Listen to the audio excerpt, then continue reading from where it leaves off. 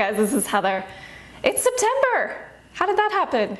Kids are going back to school, maybe going to college. Everybody's getting back in the groove of meal prepping and, you know, getting things organized and ready for the week. So I wanted to show you a soup today that you can prep in your electric pressure cooker and you can have for evening meals. You could freeze it to have for different days. You could pack it up if you have like a screw top container. You could take it for lunches. It's a Thai coconut chickpea stew. It is super yummy, fills all your nutritional bases, very nourishing and easy to make. It's good hot or chilled. So let's get started putting things in the pot. This recipe is from my new cookbook, so that means there are just 5 ingredients. We've got mushrooms, and I'm using some brown button mushrooms, cremini, a red pepper, or you could use carrot or cauliflower, basically any vegetable that you want, some coconut milk. You can use light or full coconut milk, but use the kind that's in a can. I've got some chickpeas, and you can cook these in your pressure cooker beforehand, and you can see my video from a couple weeks ago on how to do that, or you can use canned. And you're gonna have some tamari or soy sauce. I'm staying with my sister-in-law right now. She has this beautiful dark soy sauce that I'm gonna use. And some Thai chili paste, which I'm not using today because we're making this for dinner with the kids, and I didn't wanna make it too spicy, but just a little bit of that makes it super tasty. And you can also use crushed red pepper flakes, just a pinch if you prefer. I love making soups in my electric pressure cooker through the winter because you get this nice giant soup pot that's easy to clean after you're done. And basically all you're gonna do is throw all your ingredients in there, hopefully not over the counter. So I've chopped up my mushrooms and my red pepper. You can easily double this recipe depending on the size of your pressure cooker. Mine is a 6-quart at home. I think this one is bigger. I think this one's the 8-quart. And then your coconut milk is gonna be the broth. And if you want, you can add some water to thin it out a little bit. This is a very thick stew recipe, but if you wanna make it more like a soup, just add a little water. And then, of course, our chickpeas. If you want to hide the chickpeas, if you're cooking for someone who doesn't necessarily like chickpeas, just smoosh them up a bit and they will hide right in the broth. This recipe was actually inspired by when I first told my friend that I was writing a book for electric pressure cookers. She told me about this amazing recipe she'd made for a Thai coconut chicken stew, and I thought, well, that'll be fun to make with chickpeas. So if you smush your chickpeas up, they get a little bit more of a shredded chicken kind of look.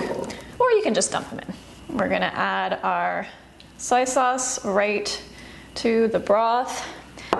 And for seasoning, we're gonna use some ground ginger. You could use fresh if you like. Just grate it or chop it up finely.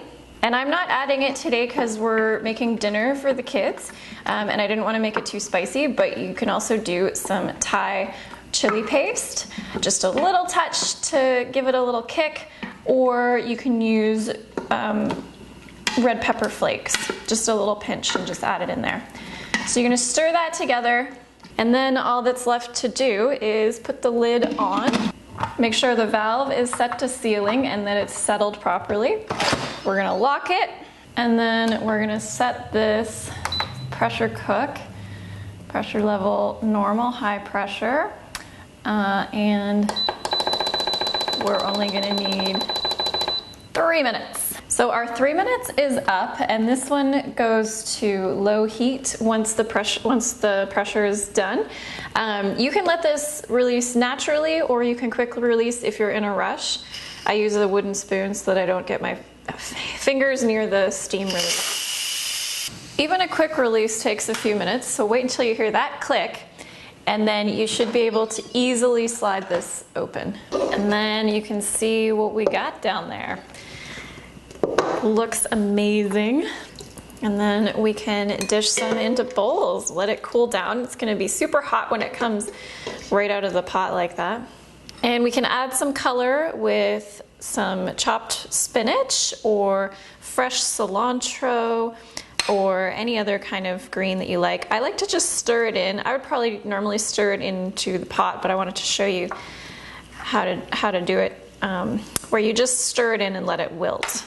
Spinach is great for this. Kale would probably need a little massage before it goes in. Collard greens would also be nice. Swiss chard or even bok choy. And you can see how it just wilts and becomes part of the soup and adds some nice vibrant green color. And then a beautiful last touch is to squeeze some lime juice into it. Really makes the flavors pop. So there you go. Doesn't that look delicious for a fall evening or taking to work for a nice lunch? Yum. All right, I've got one bite cooled off enough to test.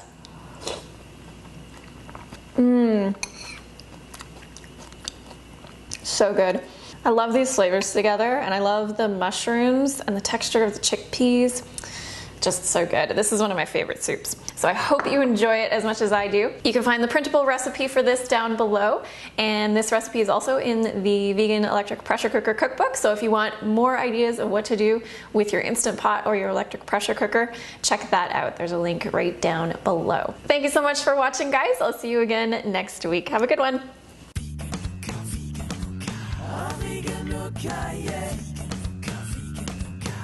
Vegan, yeah.